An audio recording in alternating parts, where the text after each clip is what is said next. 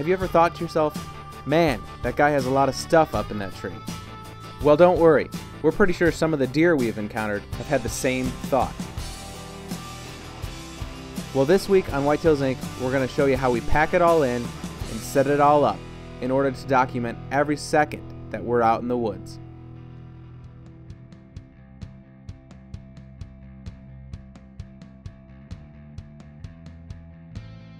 At Whitetails Inc., we do all the work and don't hunt with outfitters or guides on huge pieces of managed property. We're do-it-yourselfers just like you. Some call us crazy, and honestly, we may be a little psycho. We document our hunts on camera, enjoying the outdoors as much as the kill. We have extremely high standards and only compete with ourselves. The only thing that makes us special is our level of dedication. Welcome to Whitetails Inc.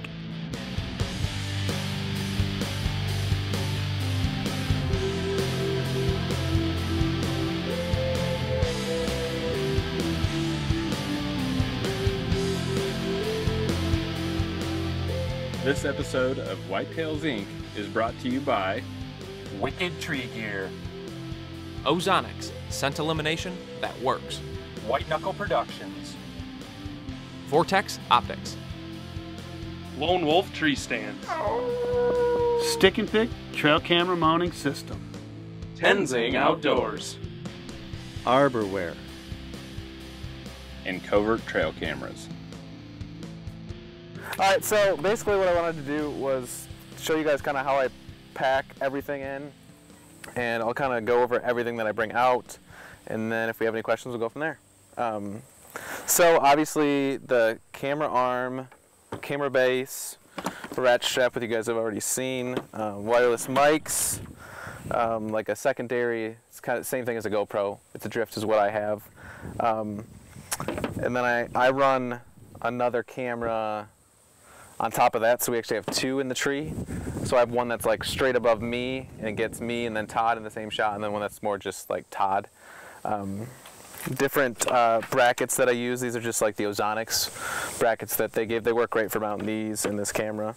A lens pen, or like a piece of cloth, which is always great to clean the front of the lens because it always gets dirty.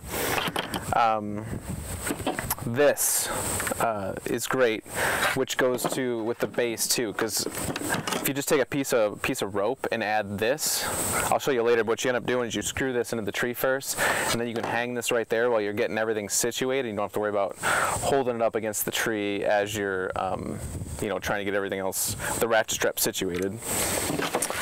This is the camera, Todd's, that I was saying I use, that I always have kind of out as we go in or close. I'll show you. We'll just start off packing that way. I put it in these front packs, so that way when you are on your way out, should something happen, it's right there. You can unzip it and pull it out and be ready to go in a matter of a couple seconds. From there, the first thing that gets packed is the camera arm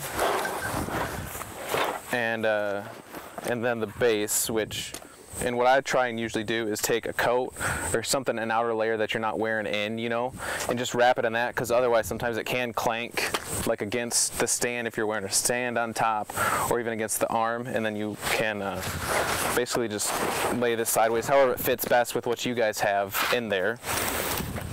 Ratchet straps, they have these side pockets here, which is usually where I throw the ratchet strap, and it's easy to get to when you need it.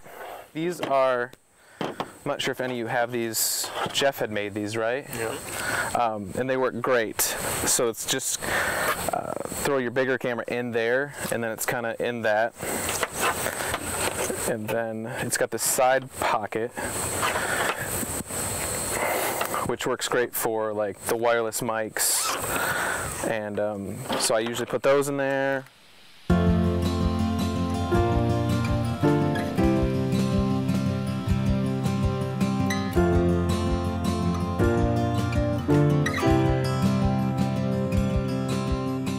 We're at the base of the tree. So first thing I do is take off the stand, put it on the rope. He pulls it up, sets it, and then the next thing I do because this thing gets to be a pain in the butt having it like, if you're trying to climb and this thing is like right here on your side. I just hook it up to the rope and then he pulls it and he takes and he clips it on right there. And then I can climb and not have to worry about it. So once he's ready, I climb up. First thing I do, after being strapped in, is get the ozonic set, of course, get that going.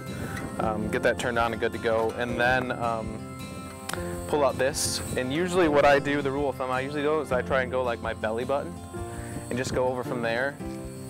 As far as height for where I want the camera arm to be. Here, we'll just cheat. You put it on your left side?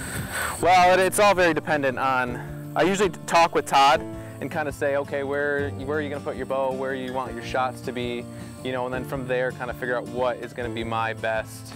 But it does vary from tree to tree on where it's going to be. All right, so that's when this piece of rope comes in super handy, because then you just put it there, and then while you're, you know, trying to get your ratchet strap set up, you don't have to worry about holding that thing against the tree and getting it set up.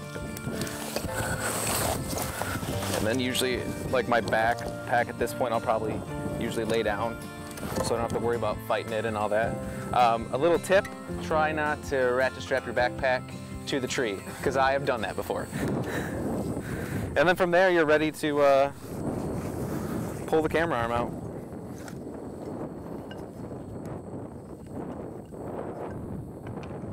And then first thing I do is usually do like a quick level.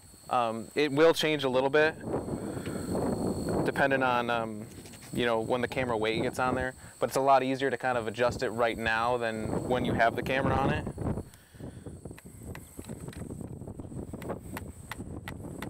And then this is all very non-precise. Yes, because the problem is the arms aren't perfect, so if you're level here, you're going to swing over. You might be, you know, down here and you're going to be off level. So really the thing you want to try and do more than looking at this bubble and saying, oh, it's got to be perfect right there, is saying, okay, where does it feel best? You know, kind of maybe finding the middle ground where it's not way down over here, but then if you're over here, it's not way down either. You know what I mean? Just trying to find something where it's not totally cattywampus, you know, you're like completely crooked up here. The worst is when you're like sitting here, all of a sudden the thing slowly like creeps out, and then all of a sudden like later you go to grab the camera as a deer's coming in and it's way out here and you have to like reach out and grab it. All right. So then at that point, I usually just set my bag back down like this because I'm done with it for a little while. Bend down and grab the camera bag. So the first thing I hook up is the actual camera that you're filming with, because that way if something is to happen, you don't need any second angle. From there, like my wireless mics I usually don't take off. I know some of you might keep them on if it's easier, but I usually take it off just because it's kind of a pain. So then that's what I hook that up. And then I use, to monitor sound, I just use earbuds. I used headphones for a couple years, but it's just another big bulky thing in my opinion that you don't really need. These will get you, you know, really all your, everything I run audio-wise is always auto. All you need to monitor is make sure the audio is coming in good. There's no, you know, there's no static. There's no funky sounds going on. But this is pretty much where I like it, because when you know, you flip out your LCD and kind of, you know, like right here, kind of just a little bit below chest level is where I found to be, you know, the best.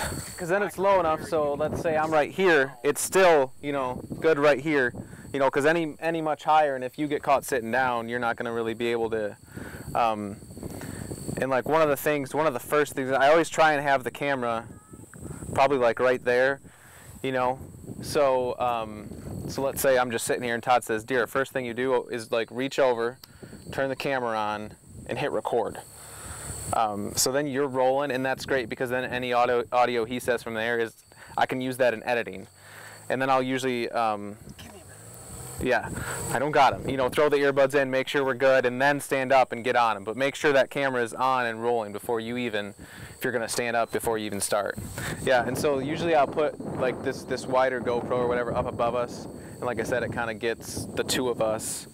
And then, you know, a lot of times I'll look for a different, depending on what branches are coming off the tree, you know, you just kind of look and say, that might be a cool angle, so then put another camera over here if you have to. If not, obviously, yeah. This is just kind of what I wanted to show you guys what I do, and then you guys can take it from there. Thanks for watching Whitetails Inc. Hopefully you've picked up a couple tips to help you out this fall. In the weeks to come, with a few team members already hunting, we hope to share a few stories that end with does on the ground. No pressure, Mulligan. If you've watched any of the videos or web shows that we've produced in the last 6 years, you won't see me using anything other than a lone wolf tree stand. There's a reason for this. I can assure you it isn't because they're paying us to use them. Straight up, Lone Wolf makes the best hang-on and climbing tree stands in the business. When it comes to lightweight and silent portability, Lone Wolf is quite simply in a league of their own. The Lone Wolf climbing sticks are also the easiest and fastest way to get up a tree. When it comes to the safety of the white knuckle team, we rely on Lone Wolf tree stands with our lives every day. They aren't cheap, but they will literally last a lifetime. I still use my very first Lone Wolf stand that I purchased some 16 years ago, and it's still dead silent. To check out the full line of Lone Wolf products, check out their website at lonewolfhuntingproducts.com.